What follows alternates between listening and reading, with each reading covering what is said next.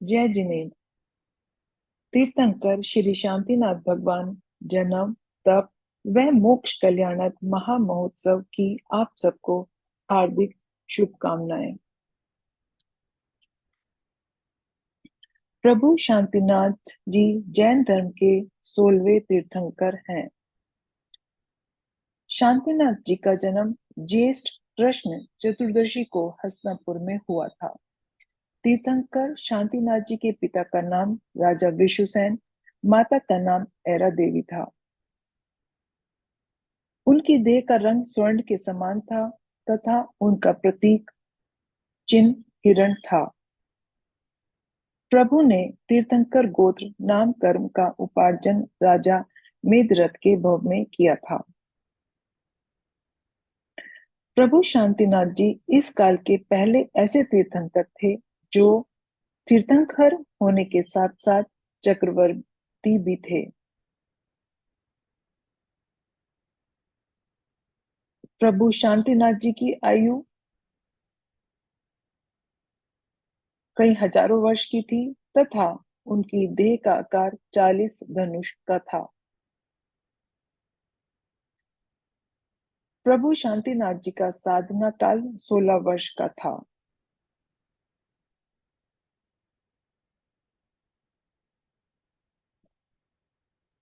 राजा मेदरथ की कहानी। मेदरथ नामक एक राजा बड़ा ही दयालु था। वह किसी भी प्राणी को दुखी देखता तो उसका हृदय दया से भर जाता था। राजा राजा मेदरथ भी पीछे हटने वाले वीर नहीं थे। बहुत पहले की बात है। राजा मेदरथ किसी भी प्राणी को दुखी देखता तो उसका हृदय दया से भर जाता था। अपने प्राणों की परवाह न करके दूसरे प्राणियों की रक्षा करना वह अपना धर्म समझता था। इसलिए उनका यश इस लोक में नहीं स्वर्ग लोक में भी पहुंच गया। एक दिन स्वर्ग के राजा इंद्र ने भी अपनी सभा में राजा मेदरथ का गुणगान किया, जिसे सुनकर दो देवताओं ने राजा की परीक्षा लेनी चाहिए। उनमें से एक कबूतर बना और दूसरा बहेलिया। कबूतर उड़ता हुआ राजा की गोद में आकर बैठ गया। वह भय के कारे मारे कांप रहा था। राजा ने उस पर हाथ फेरते हुए कहा, डरो मत, तुम्हें कोई नहीं मार पाएगा।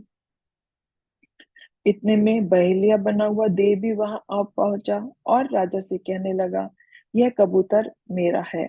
देखो, यह मेरा बाज पक्षी भी भूखा है। मैंने इसी के लिए इसको पकड़ना चाहा था।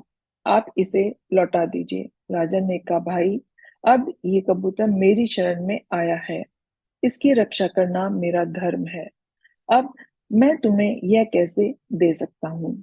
इसके बदले में तुम चाहो तो कोई दूसरी वस्तु ले सकते हो। बहेलिया बोला, महाराज, यह अन्याय है। मेरी चीज मुझे ही मिलनी चाहिए। अगर आप ये कबूतर नहीं दे सकते तो किसी दूसरे प्राणी का कबूतर जितना मांस दिला दीजिए। राजा ने कैसे कहा, ये कैसे हो सकता है?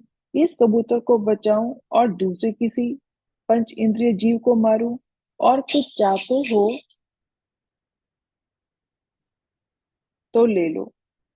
दूसरे जीव को मारकर मैं तुम्हें मांस नहीं दे सकता।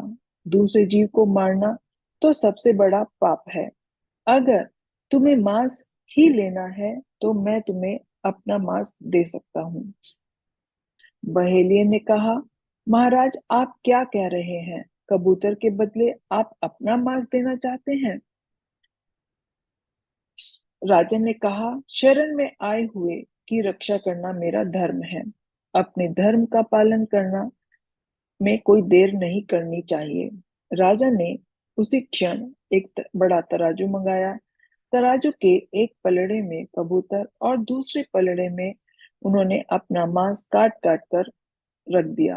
राजा ने अपने सारे शरीर का मांस काट कर पलड़े में रख दिया, परंतु वह कबूतर के बराबर अभी भी नहीं हुआ। देव माया से कबूतर का पलड़ा भारी ही बना हुआ था। राजा मेदरथ भी पीछे नहीं हटने वाले थे। जब उन्होंने देखा कि मांस वाला पलड़ा झुकता नहीं है, तो वो स्वयं तराजू के दूसरे पलड़े में जाकर बैठ गए। देवताओं की परीक्षा पूरी हुई। आकाश से पुष्प वर्षा होने लगी और जय जयकार से वायुमंडल गूंज उठा। कबूतर और बहेलिया देव रूप में प्रकट हुए और राजा की प्रशंसा करते हुए क्षमा मांगने लगे। राजा का शरीर भी पहले की तरह पूर्ण स्वस्थ हो गया। जैन धर्म का पहला व्रत अहिंसा है। इसका पालन मेघरथ राजा ने किया, तो आगे चलकर यही जैन धर्म के 16वें तीर्थंकर श्री शांतिनाथ जी हुए। दया का फल कितना महान है। दया के प्रभाव से तीर्थंकर जैसा महान पद मिलता है, जिनके चरणों में स्वर्ग के इंद्र भी मस्तक झुकाते हैं। राजा मेघरथ का यह त्याग हमें हमेशा जीव रक्षा का संदेश देता है। अहिंसा ही परम धर्म है। भगवान शांतिनाथ की जय हो। उद्धव लोक के अग्रभाग पर रहते हो त्रिभुवन नामी। सात राज दूरी पर स्वामी, दूर रहूं मैं भवगामी। प्रभु आप और बीच हमारे आज बहुत ही दूरी है। आप वीत राग में रागी, श्रद्धा बंधन डोरी है। वचनों में नहीं शांति प्रभु शक्ति प्रभु जी, कैसे तुम्हें बुलाऊं मैं। भाव भक्ति मेरी सुन लो, शांति जिनेश पुकारूं मैं। शांतिनाथ भगवान की जय।